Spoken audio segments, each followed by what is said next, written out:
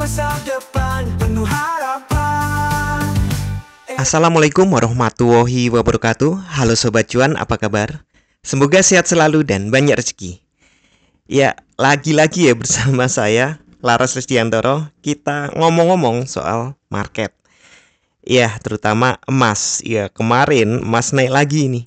Seperti prediksi sebelumnya ya, bahwa emas sepertinya untuk middle trend ini, atau lebih tepatnya short term ya, karena baru jalan 1 minggu ini market terus naik, dan kemarin naiknya itu sudah melewati 50%. Kenaikan ini dipicu berita bahwa eskalasi Ukraina dan Rusia itu makin keras. Jadi Rusia dilaporkan nih semalam juga ada berita bahwa Rusia sudah pakai rudal jelajah gitu loh, rudal antar benua yang pencapaiannya ribuan kilometer, dan tentu saja itu ledakannya gede. Laporannya seperti itu. Saya lupa nama rudalnya, nggak penting juga. Yang penting ada bahaya baru nih, dan itu juga dipicu oleh pernyataan Biden bahwa Ukraina boleh menggunakan rudal jelajah milik Amerika dan Inggris atau NATO ya, bila dibilang NATO gitu, yang dipasok oleh mereka. Nah, ini bikin paman Putin marah, dan syarat penggunaan rudal nuklir itu diperendah gitu loh. Cuma ya memang tetap para jenderalnya nggak berani pakai. Para jenderalnya hati-hati banget, bilang itu tetap hanya digunakan jika benar-benar perlu, dan semoga nggak perlu gitu ya. Ngeri nuklir ya. Untuk kalender ekonomi hari ini nih, rilis datanya jam 21.45, ada S&P Global Manufacturing PMI bulan November diperkirakan naik tipis dari 48,5 menjadi 48,8. Kemudian S&P Global Service PMI bulan November diperkirakan naik tipis dari 55,0 menjadi 55,2. Sedangkan jam 22 ada Michigan Consumer Sentiment diperkirakan naik dari 70,5 menjadi 73,7. Secara ekonomi ini bagus untuk ekonomi, biasanya buruk untuk emas. Tapi saya pikir nih emas masih kuat naik. Alasan saya ini loh, 4 berturut-turut ya, biasanya kalau 3 berturut-turut ada up-nya kan, dan ini kemarin sudah digenapi up. Dan kemudian hari ini opennya juga di atas open kemarin, jadi peluangnya adalah naik walaupun high-nya deket ya. Peluangnya adalah naik, dan kalau close-nya market di kisaran ini, artinya minggu depan juga open di atas open sebelumnya. Peluangnya minggu depan naik. Yang paling penting di sini, jadi ini high minggu kemarin di open ya, high-nya ada di 2686. Jika hari ini kena, berarti ini fix, ini anomali untuk secara weekly. Saya tunjukkan weekly-nya saja ya. Nah, ini weekly. Opennya di bawah open sebelumnya. Tapi low-nya nggak disenggol, justru dia langsung naik. Nah, kalau dia nyenggol high-nya, artinya ini anomali. Kalau open di bawah open sebelumnya kan harusnya yang disenggol low-nya, tapi ini kemungkinan yang disenggol adalah high-nya. Nah, itu sebabnya saya bilang anomali. Artinya pembalikan. Kemungkinan akan ada kenaikan lagi minggu depan.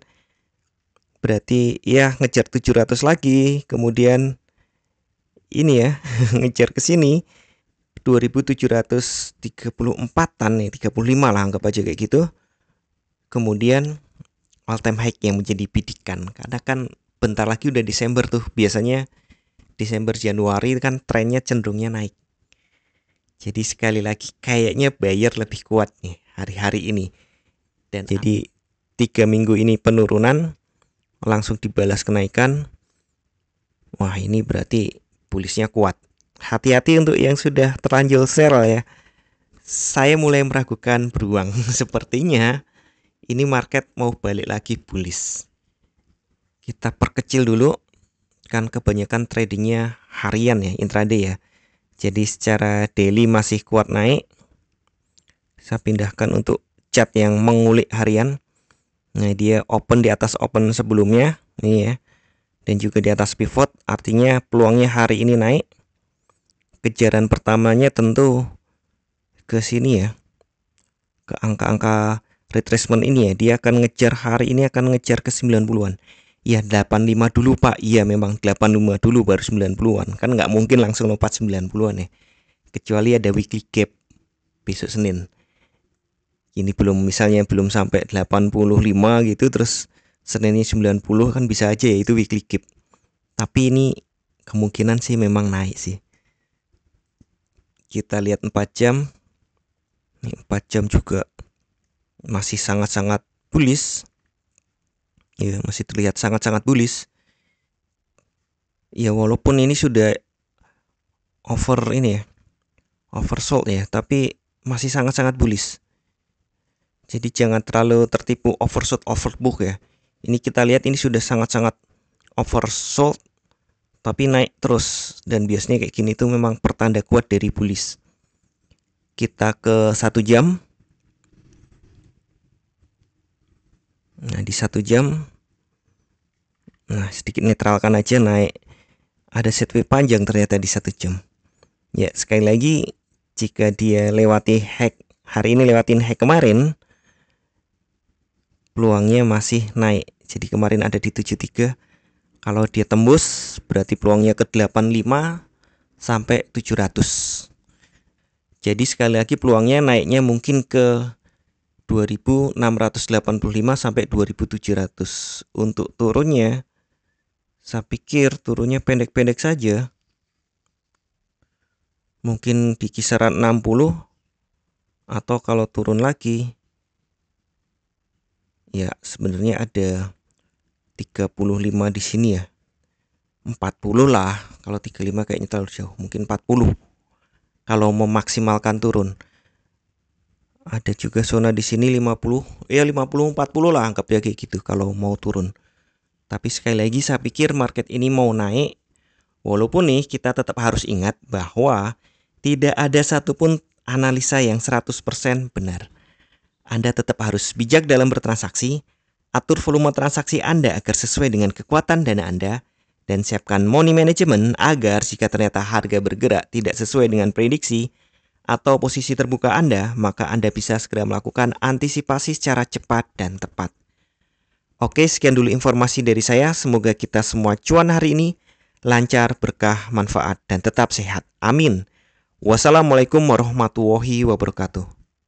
Equity World Futures, bawa kita terbang tinggi dengan satu